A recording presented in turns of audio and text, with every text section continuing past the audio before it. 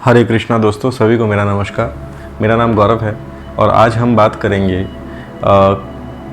कामिका एकादशी के विषय में।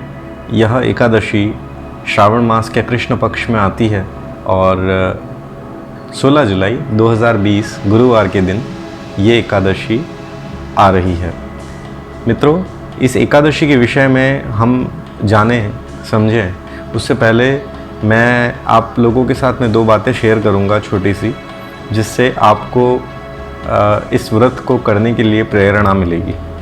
तो एक छोटी सी कथा है जिसका आरंभ हम लोग करते हैं। प्राचीन काल में मित्रों, एक बहुत ही पापी और दुराचारी व्यक्ति था जो अनन्य पाप कर्म में संलिप्त रहता था और यदा कदा उससे कभी कोई भी पुण्य कर्म नहीं हुआ। वह जुआ और सट्टा खेला करता था और वैश्याओं में लिप्त रहता था। उसे एक बहुत ही सुंदर वैश्या से प्रेम था और वह उसी के ध्यान में हमेशा मग्न रहा करता था। एक बार जुए में धनराशि जीतने के उपरांत उसके मन में यह विचार आता है कि मैं अपनी प्रेमिका के पास में, उस वैश्या के पास में जाता हूँ और ये धनराशि उसे भेंट कर देता हूँ, जिससे वो बहुत प्रसन्न होगी।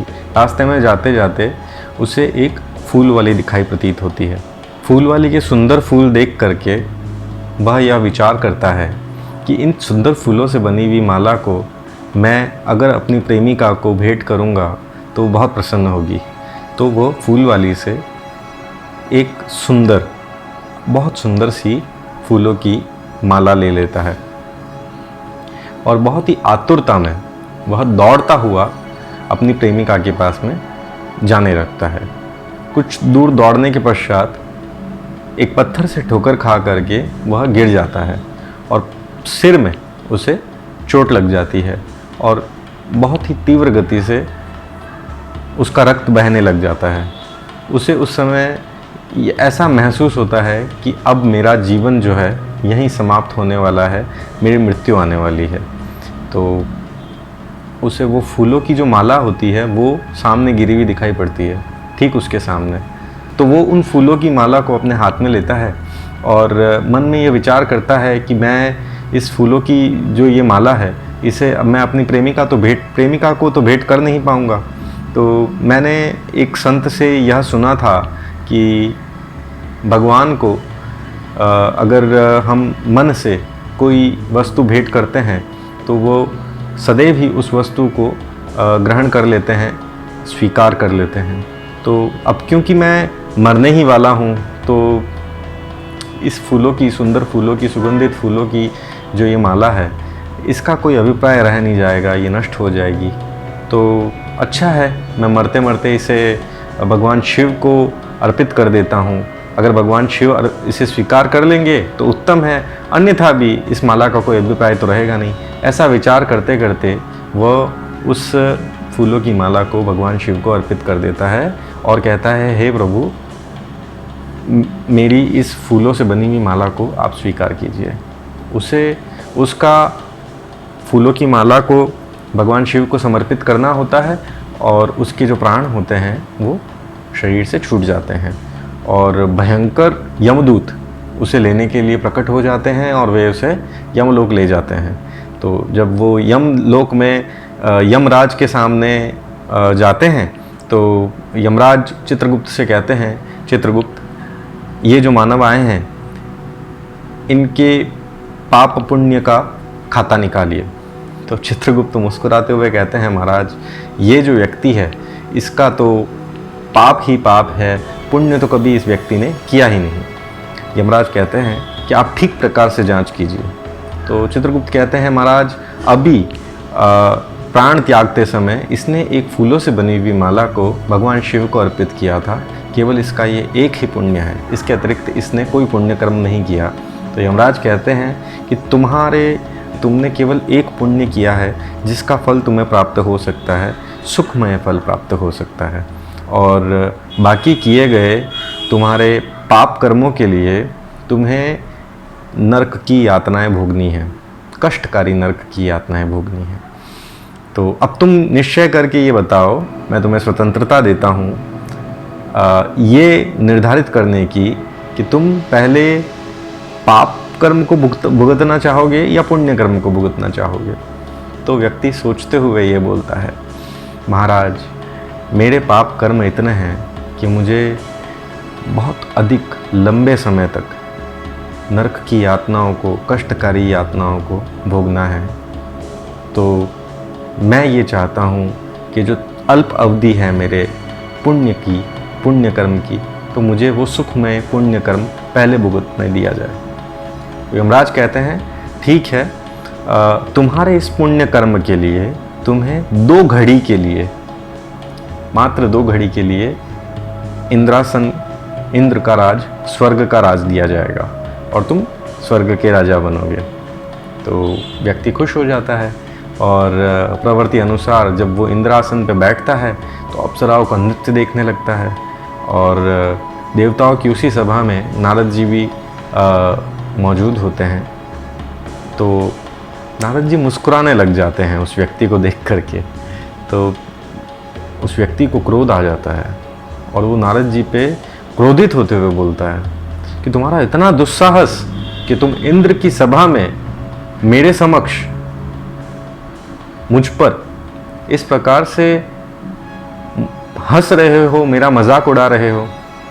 तो नारद जी कहते हैं कि प्राण त्यागते समय तुमने जो फूलों की माला भगवान शिव को अर्पित की थी, उसमें भी तुमने जुआ खेला था। सोचा था कि ये माला भगवान स्वीकार कर लेंगे तो ठीक है, अगर नहीं स्वीकार करेंगे तब भी ये माला नष्ट तो हो ही रही है। और केवल उस एक पुण्य के कारण तुम्हें 2 घड़ी का ये इंद्रासन प्राप्त हुआ है। नारद जी की बात सुन करके उसके मन में विचार आता है कि केवल एक छोटा सा पुण्य कर लेने से मुझे 2 घड़ी का इंद्रासन प्राप्त हुआ है। अगर मैं अपने जीवन में सभी समय पुण्य कर्मों में संलिप्त रहता, पाप कर्म से दूर रहता, तो आज वास्तु स्थिति कुछ अलग होती। तो वो व्यक्ति जो इंद्रासन पर बैठा होता है वह तुरंत ही इंद्रासन से नीचे उतरकर देवर्षि नारद को प्रणाम करता है और इंद्र के उस आसन पे तुलसी रख देते हैं। फिर क्रमशः स्वर्ग की सभी चीज़ों को ऋषि मुनियों को दान कर देते हैं। अब जब 2 घड़ी का वो समय समाप्त हो जाता है तो वो व्यक्ति अपने पुण्य कर्मों के साथ में यमराज के सामने जाते हैं और यमराज उसके इन कृत्यों से प्रसन्न होकर के उसके सभी पाप कर्मों को क्षमा कर देते हैं, क्योंकि वो सारे पाप कर्म उसके किए हुए पुण्यों के सामने क्षीण, छोटे, लघु हो जाते हैं। तो इस प्रकार हम लोगों ने इस कथा के माध्यम से ये जाना कि जीवन में अगर हमें कभी भी कोई भी पुण्य कर्म करने का अवसर मिले तो हमें वो मौका गंवाना नहीं चाहिए। यथाशक्ति इसमें किसी भी प्रकार की कोई बाध्यता नहीं है। अगर जैसे उस व्यक्ति ने भगवान शिव को फूलों की वो माला अर्पित करते समय ये सोचा था कि मैं ये माला अर्पित कर देता हूँ, अगर भगवान कर लेंगे स्वीकार तो ठीक ही है, अगर नहीं करते हैं तब भी ये माला नष्ट भ्रष्ट तो हो ही रही है। तात्पर्य यह है कि जीवन तो निकल ही रहा है। इस जीवन के निकलते निकलते अगर हम कुछ पुण्य कर्म कर लेते हैं और अगर वो परम पिता परमेश्वर भगवान स्वीकार कर लेते हैं, जो कि वो स्वीकार करते ही हैं, तो हमें अपने पाप कर्मों का फल नहीं भुगतना होता। परम पिता परमेश्वर बहुत दयालु और परोपकारी है, वो हमसे बहुत प्रेम करते हैं और मूल रूप में होल एंड सोल बात यही है कि हमें अपने जीवन में सदैव पुण्य कर्म करने का कोई अवसर नहीं गंवाना चाहिए। अब हम लौट करके आते हैं हमारी एकादशी की चर्चा पर। तो कामिका एकादशी का व्रत करने से भी अतुलनीय पुण्य की प्राप्ति होती है। इस विषय में भी हम बात करेंगे, लेकिन एक छोटी सी बात मैं आपको बताऊं। अभी हाल ही में 2019 में जापान की एक साइंटिस्ट को, जी हाँ, जापान की एक साइंटिस्ट को फास्टिंग यानी कि व्रत पर सफलतापूर्वक अनुसंधान करने के विषय में नोबेल प्राइज़ मिला है। जी हाँ, दुनिया का सबसे बड़ा सम्मान एक साइंटिस्ट को मिला है और वो साइंटिस्ट को ये पुरस्कार मिला है फास्टिंग यानी कि उपवास करने पर अनुसंधान करने के लिए। अब दोस्तों, आप इस बात के बारे में, इस बात पर आप विचार करके देखिए। हमारे शास्त्रों में व्रत संबंधी, उपवास संबंधी अतुलनीय साहित्य उपलब्ध है और ऋषि मुनियों ने हमें ये बतलाया है कि व्रत करने चाहिए। और कालचक्र की कैसी विडंबना है कि हमने अपने इन सभी साहित्यों को, इन सभी बातों को तिलांजलि दे दी। और आज जब ये सारी चीज़ें विदेशों से घूम करके दोबारा भारत भूमि पर सूचनाओं के माध्यम से आ रही है, तो हम सिर हिलाते हुए इसे एक्सेप्ट करते हैं और मन में ये विचार भी करते हैं कि हाँ, हमारे शास्त्रों में भी इन सभी बातों का विवेचन, वर्णन मिलता है। अरे इन्हीं को तो शोध करके इन्हें नोबेल प्राइज़ मिला है, इसमें क्या है? हमारे ऋषि मुनियों ने तो ये हज़ारों वर्ष पहले ही कर लिया था। तो मेरा आप सभी लोगों से निवेदन है कि ऐसे अनुसंधानों का, ऐसे शोधों का या अपनी ही संस्कृति के विदेश भ्रमण करके आने के बाद का आप इंतज़ार न करें और पालन करें भारतीय संस्कृति का। इससे आपका ये लोग और वो लोग, दोनों ही लोग सुधर जाएंगे। तो मैं उम्मीद करता हूँ कि आप सभी लोग व्रत उपवास में अपनी निष्ठा दृढ़ करेंगे और सबसे सरल जो बनाया गया है व्रत का चक्र, जिसे आप कह सकते हैं, इसकी साइकिल बनाई गई है, एकादशी उसमें सर्वश्रेष्ठ है। आप हर 14 दिन, 15 दिन में एक एकादशी का व्रत कीजिए, एक महीने में 2 एकादशी का व्रत कीजिए। इससे आपका शरीर संतुलित और आपकी रोग प्रतिरोधक क्षमता स्थिर बनी रहेगी और आपको इससे बहुत लाभ होगा। अब हम बात करते हैं कामदा एकादशी के व्रत में। श्रावण मास को 16 जुलाई गुरुवार के दिन कामदा एकादशी का व्रत आरंभ होगा और ये व्रत हमें करने से पहले दशमी से ही एकादशी व्रत की तैयारियां शुरू कर देनी चाहिए। तैयारी शुरू हो जाती है एकादशी से एक दिन पूर्व, सूर्यास्त से पहले भोजन कर लिया जाता है। और बहुत सारे भक्तगण जो होते हैं वो या तो द्वादशी को भी भोजन ग्रहण नहीं करते हैं या केवल एक ही बार द्वादशी, क्षमा कीजिएगा, बहुत सारे भक्त दशमी वाले दिन भी अन्न को ग्रहण नहीं करते हैं और फलाहार या रसाहार पर रह करके वे दशमी का दिन व्यतीत करते हैं। और इसका प्रयोजन ये होता है कि एकादशी वाले दिन उनके उदर में अन्न का अवशेष यथाशक्ति ना रहे, ऐसा उनका प्रयास रहता है। तो उसके बाद में एकादशी वाले दिन हमें यथाशक्ति, कोई बाध्यता नहीं है, अनलेस जब तक कि व्रत की श्रुतियों में ये नहीं बतलाया जाए कि इस व्रत को करने के लिए पर्टिकुलर नियमों का पालन करना ही करना है, तब तक यथाशक्ति हम व्रत को कर सकते हैं। मेरे कहने का अभिप्राय यह है कि निर्जला एकादशी वाले दिन जल का सेवन भी निषेध है। तो ये एक प्रकार का नियम है उस व्रत से संबंधित।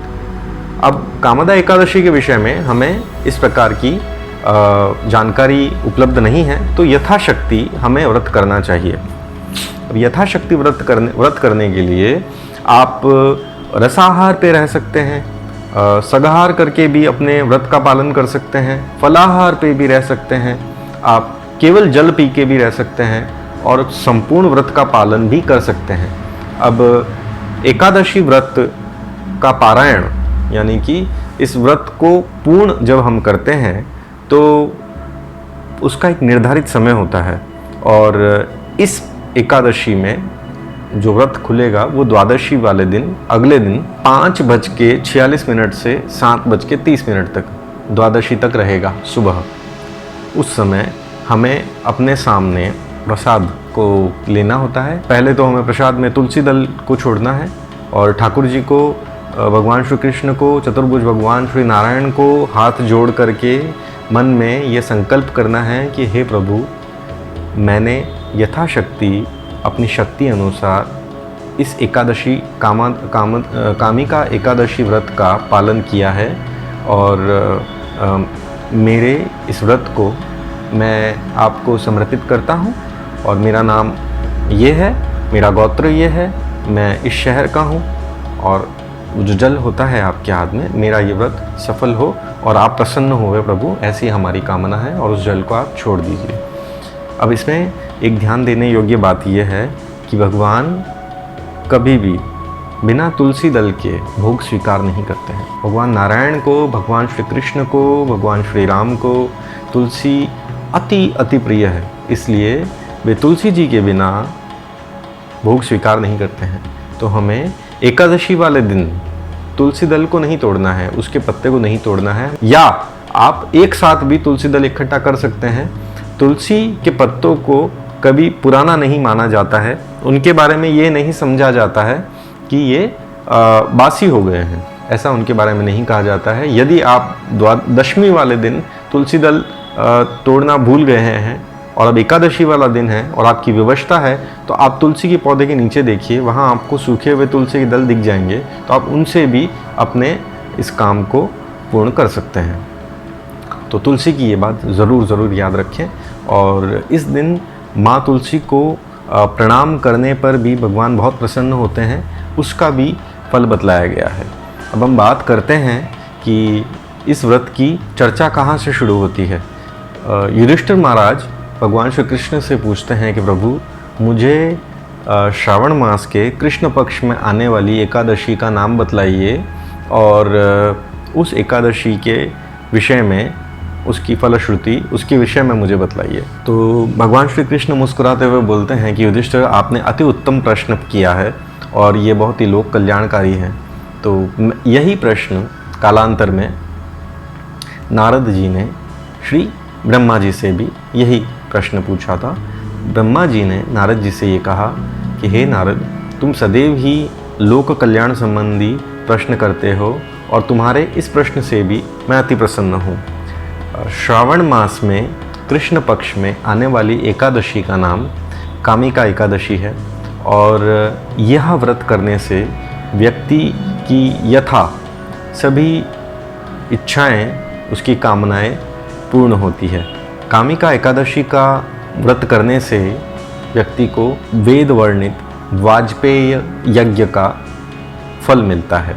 इस व्रत का पालन करने से और इस दिन भगवान श्री हरि का स्मरण और पूजन करने से जो फल प्राप्त होता है, वह फल श्री गंगा जी, नैमिषारण्य, श्री काशी जी आदि पवित्र पुष्कर जैसे स्थलों पर भी दुर्लभ है। सिंह राशि के बृहस्पति में होने पर और व्यतिपात दंड योग में गोदावरी में स्नान करने से जो फल मिलता है, वह फल कामिका एकादशी करने से प्राप्त होता है। जो ब्याही हुई गाय को सामग्री के साथ में दान करता है, इस प्रकार के दान से जो फल प्राप्त होता है, वह फल कामिका एकादशी व्रत करने वाले व्यक्ति को प्राप्त होता है। कामिका एकादशी वाले दिन रात्रि में भगवान के नाम का कीर्तन करना चाहिए, इससे भगवान बहुत प्रसन्न होते हैं। आप गोपाल सहस्त्र नाम, गजेंद्र मोक्ष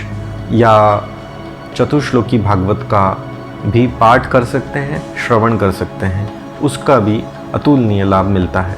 इसके अतिरिक्त अतुलनीय लाभ मिलता है और विशेष लाभ मिलता है कामिका एकादशी वाले दिन। और इसके अतिरिक्त संध्या काल में भगवान श्री कृष्ण को घी, धृत या तिल के तेल का दीपदान करने से भगवान बहुत प्रसन्न होते हैं। उस व्यक्ति को कभी भी अकाल मृत्यु प्राप्त नहीं होती, उसे यमदूतों के दर्शन नहीं करने पड़ते, भगवत पार्षद के दर्शन होते हैं शरीर छूटने पर। स्वर्ग लोक में उनके पितरों की गति होती है और वे अमृत का रसपान करके संतुष्ट होते हैं। एकादशी वाले दिन व्रत करते समय हमें क्या क्या सावधानियां रखनी चाहिए, तो इस प्रकार नारद, मैंने तुम्हें यह कामिका एकादशी का महात्म्य सुनाया है। इस एकादशी का व्रत करने वाला व्यक्ति लोक में तो पूजित होता ही है, परलोक में भी देव, गंधर्व, नाग सभी उसकी पूजा करते हैं। भगवान श्री कृष्ण युधिष्ठिर जी से कहते हैं कि हे महात्मा, हे राजन, मैंने आपको कामिका एकादशी का महात्म्य सुनाया है और इस एकादशी व्रत को सभी मानव को करना चाहिए यथाशक्ति। तो दोस्तों, मित्रों, मेरा आप सभी से निवेदन है कि आती हुई इस कामिका एकादशी का आप सभी को यत्नपूर्वक व्रत करना चाहिए। इस व्रत को करते समय एकादशी वाले दिन हमें सभी प्रकार के व्यसनों से दूर रहना चाहिए। हमें पान, गुटखा, बीड़ी इस तरह के व्यसनों से दूर रहना चाहिए। इसके अतिरिक्त हमें लहसुन और प्याज का त्याग करना चाहिए। इस दिन किसी भी प्रकार का अन्न निषेध है और चावल को इस दिन विशेष प्रकार से निषेध बताया गया है शास्त्रों में। तो एकादशी वाले दिन हमें चावल का त्याग करना चाहिए। यथाशक्ति चावल से बनी हुई किसी भी वस्तु को घर में कोई प्रयोग ना ले। घर में चावल का किसी भी प्रकार से कुछ भी रसोई कर्म ना हो, ऐसा शास्त्रों में बताया गया है।